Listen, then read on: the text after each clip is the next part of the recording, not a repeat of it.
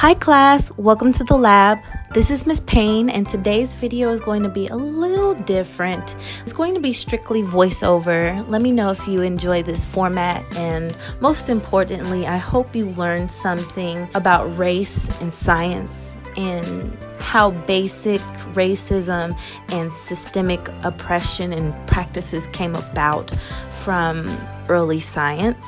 I couldn't have a platform of any size, even if it's 2 subscribers, and not address in my own way and bring issues to the forefront to combat racism and prejudice and discrimination. My objective is to introduce you to race and its origins. By learning the truth about history and race, you can start to unlearn prejudices about yourself or others. By learning truth, you can't be fooled by someone telling you opinions. Our essential question today is, how was race created in science, and how did it evolve into a social construct? Here are some key things that you should understand first. Nationality is where you have citizenship and rights. Culture is something you assimilate to, you learn through your family or community practices. Ethnicity refers to where one learns their identity or culture and deals with nationality. Race is skin color and based upon physical attributes. Here are some examples. Amara La Negra has a nationality that is American. Her race could be classified as biracial in that she's Black and Latina. Her ethnicity can be mixed between American and Dominican cultures. And how did she learn her culture? It would be from her parents, who are Dominican and Black, so she would have Dominican and American culture as well. Marco Rubio has a nationality that is American. His race is white. His ethnicity is Cuban. His culture is American and Cuban. Constance Wu, from one of my favorite movies, Crazy Rich Asians, is an American citizen. Her race would be classified as Asian. Her ethnicity could be strictly American, as this is where she might have learned her identity and her culture. However, I do remember reading that her parents are from Taiwan, so she could have traveled there, which also ties into her culture being American and Taiwanese.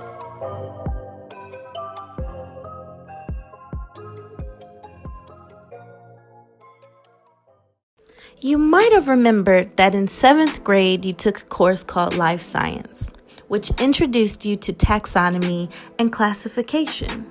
That system, at least the modern system we know today, was put in place by Carl Linnaeus. Carl Linnaeus created a system naturae in 1735, where he also originated a way to classify humans by race. Much like the original classification system, the names are written in binomial nomenclature. Linnaeus originated a 4-race system that was based on geography, physical traits, and practices within the environment. His original system was not ranked on hierarchy or status. Though his intention wasn't to create an implicit bias towards the white race, his descriptions for each category of race helped to push the narrative of white supremacy. The races of Linnaeus were Americanus, Europaeus, Asiaticus, and Afro or Sub-Saharan African. The first category refers to the Native Americans, and they were deemed to be obstinate, contented, and free-spirited.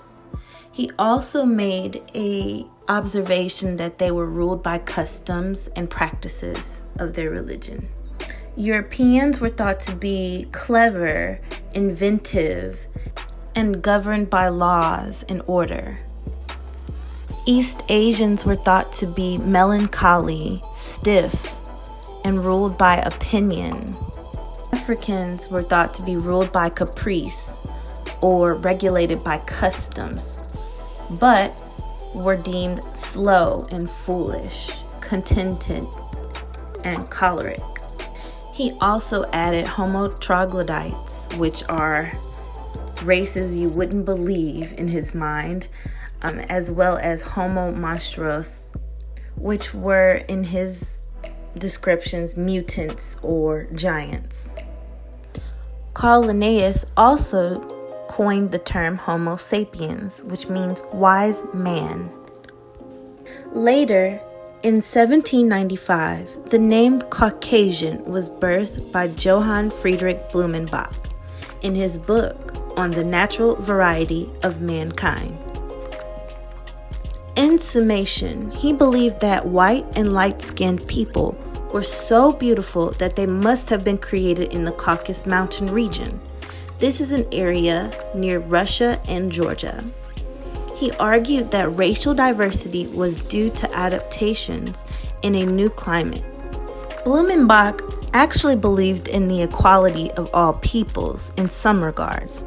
He fought and petitioned to abolish slavery and praised Black writers, philosophers, and poets while curating books in his own special library devoted to the African diaspora.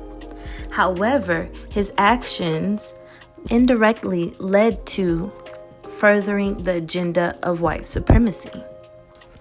Thanks for joining me for part 1. I just wanted to try something new, but I think next video will be regular. So it'll have a little bit more comedy and be a little bit more interesting. But let me know what you think in the comments below.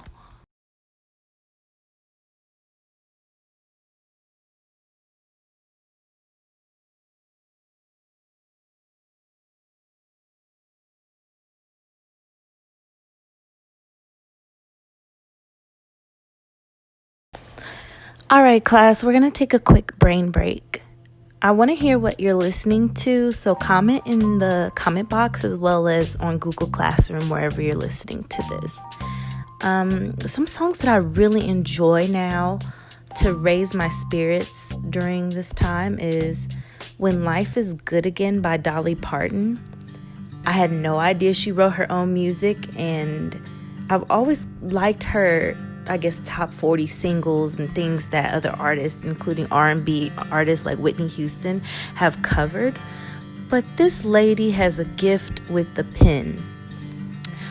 I like this song called Learn to Fly by Surfaces and Elton John. I'm not sure if they're like a Christian rock group or a band, but they've got some very uplifting songs. I really love this song by Beyonce called Already. It's kind of got a Caribbean swag, and it's talking about how you're a king and a queen already. It's from the Gift soundtrack. And of course, I know everybody loves this song already, but Rain on Me with Lady Gaga and Ariana, classic 90s kind of vibe, house music vibe. I absolutely love that. Thank you for joining me and subscribing online. Go ahead and switch to your next station per your teacher's direction.